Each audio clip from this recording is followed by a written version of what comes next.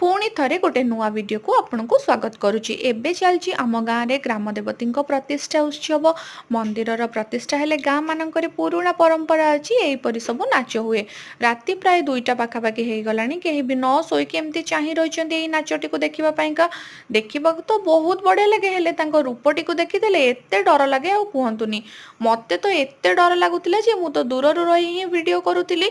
राति show show कि बहुत लेट हो जाता उठिला बेलू भी लेट हो गला तो से आम आउ किसी जिनस प्रस्तुत न करिकी सिंपल पखाड़ भात टिके धरिकी बसी पड़िलु ता सांग को आलू भजा टिके आउ एटी पनीर पोटल टिके धरी खाई देइथिलु।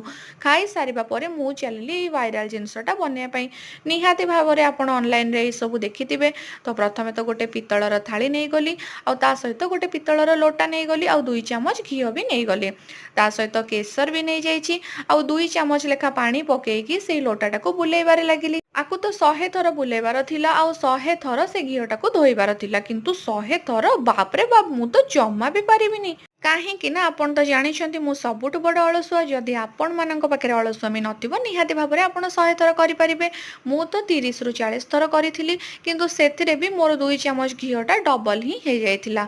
आउ किछि केसर दाना पके देइथिली आउ ताको पुणी थरे बुलेबारे लागिथिली आउ घीर कलर एटी चेंज हो जाइथिला आउ ता सहित पानी भी सब छाड़ी जाइथिला। एटी मोर रेडी हो गला पूरा पूरी नेचुराली होममेड क्रीम।